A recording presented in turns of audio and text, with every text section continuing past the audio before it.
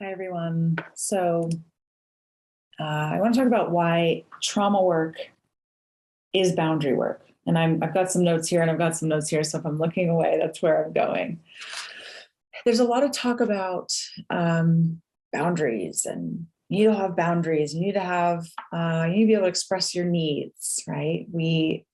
There's so many messages right now about holding boundaries, and that's what you should be doing. And the fact of the matter, right? The reality of that, though, is that it's not always easy. Holding boundaries requires a lot, and it's very much interconnected with trauma work and trauma resolution. And so there's a natural breach in boundaries when there's been trauma, and it impacts our sense of self. It impacts our right to exist, our feeling of our right to exist. And eventually, in many ways, affects our ability to assert our wants and needs, right? So all of the things, all the messaging that we're receiving right now and through like Insta therapy says, hold boundaries. And if you can't, there's, I don't know, this kind of shaming, there's something wrong with you. You should be able to do that. We have to ask ourselves, if I hold this boundary, what do I fear? What do I feel like I'm going to give up if I have this boundary, if I hold this boundary? And saying a boundary, or saying I'm not willing to tolerate something, and actually following through are two different things. So the boundary is actually the follow through in what you're needing. Okay, so just saying something is not the same thing. And in order to feel the ability to hold boundaries, we actually have to feel a sense of safety in the world first. If I feel like my existence is going to be threatened by holding a boundary, and this comes from usually like developmental trauma, and by that I mean there was some kind of environmental failure, or the environment around us didn't feel emotionally safe. So we're going to there's an environmental failure, and there's some element of I didn't feel safe in my environment. And what children do is they tend to put others before themselves. We have to attach to our caregivers in order to stay alive as children. And we will do anything to maintain that attachment connection. Our attachment relationship with our caregivers is vitally important because it actually helps us develop our brain. And we develop, when we go through neural pruning, which basically means the formation of the brain at an early age through relationship with our caregiver. Okay. So this is a fact across cultures, across countries, across languages. This is a biological, physiological need to feel safe with our caregivers in order to survive. And literally our survival when we're young depends on it. However, depending on how that goes, it might not feel safe for me to have a boundary. I can't say to my parent, I don't like the way you're talking to me when I'm 3. I might show it by having a tantrum, or crying, or trying to run away, or shutting down, right? But I can't say that to them. And if I do say that to them, it's highly likely, depending on the emotional maturity of the parent, which just because you're an adult doesn't make you an emotional adult, depending on the emotional maturity of the parent, the child is going to feel varying degrees of safety being able to say to the parent or express, I don't feel safe when you do this. All right. So that's going to set us up for a whole host of struggles around boundaries. What will I lose if I hold this boundary? Right? oftentimes we feel we're going to lose connection with someone, or so as adults, we have to work with our capacity. And this happens in somatic trauma resolution, where you build the nervous system's capacity to feel a sense of safety, even if you hold a boundary, right? So our inability to hold boundaries usually comes from that. I don't feel safe. If I hold this boundary again, I'm not going to feel safe.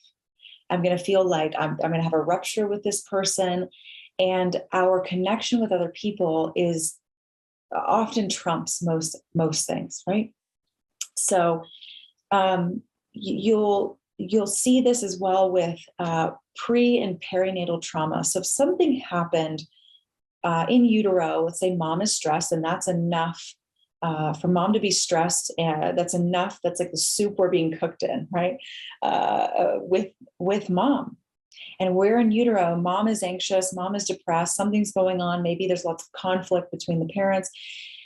And I feel a sense of stress. The baby's nervous system feels all of that, right? Or something happens during birth, during labor, or after, okay? And there's this early shame that happens if something's going on in my environment. The child will 9 times out of 10, and I would probably say almost 10 times out of 10, they will blame themselves. They will say, there must be something wrong with me, right? Because I can't blame my caregiver. If I blame my caregiver, that threatens my attachment relationship with them, which then directly threatens my sense of safety in the world. And I feel like you can feel like you're literally dying if that attachment rupture happens. Okay. So let's say something happens when we're little, or right after we're born. We will take on we'll internalize a sense of shame of, this must be my fault. An example of this is a client who had done some regression work and some hypnotherapy, who was in an incubator the first week of her life.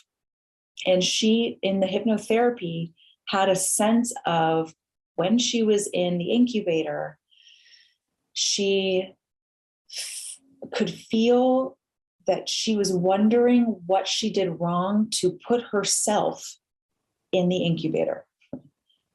Okay. So this is amazing, right? Because we think children are so resilient, but we just don't understand it's not true. It's actually, they have far less capacity to hold big emotions and big nervous system states. They don't have the tools. They don't have the nervous system capability. So they actually are much more impacted by it. And this is why you can see, like, when you have much stronger memories earlier in your life. And when you do things like EMDR and deep trauma work, like somatic experiencing, the further back you go, usually there's a higher or more intense nervous system state. Okay. So to go back to early developmental trauma, we often feel that we are to blame because we have to. That's our only option.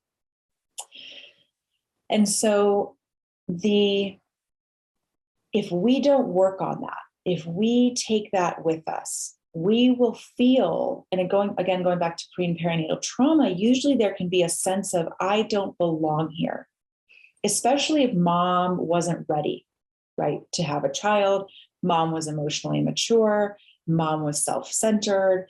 Mom hadn't resolved and looked at her own trauma in a deep way beyond cognitively, right?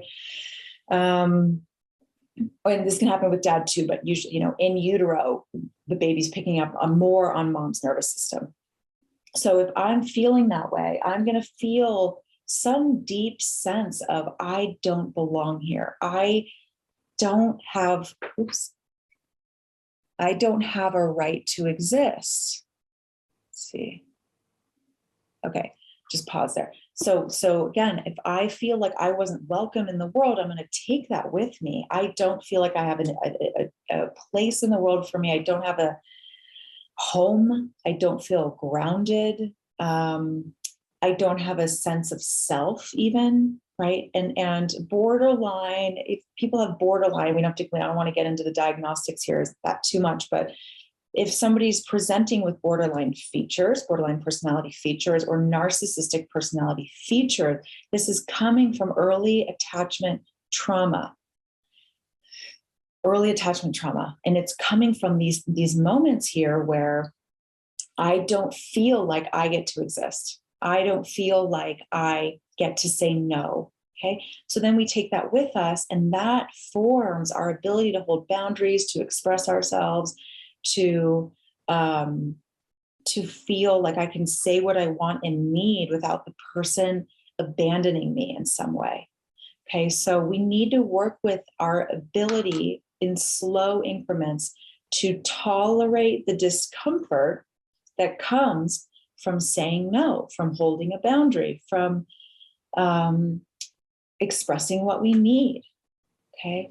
And the more you get grounded in that, the more you work with your nervous system, the more you're going to feel I can exist here. If I hold a boundary and somebody doesn't like it, I will be okay. And we stop abandoning ourselves. When we don't hold a boundary, when we don't express what we want and need in a healthy, respectful way, when we don't feel like we have a right to exist or a right to our feelings or a right to feel the way we feel, this is pointing to deeper work that we need to do. And working with the nervous system to tolerate those bigger states that come from saying no. So I hope that helps. Please let me know if you have questions about this. I'll be putting this up on my YouTube. So if you're not over there, you can follow me over there, and on Facebook. So you can join me over there as well anytime you like. See you soon.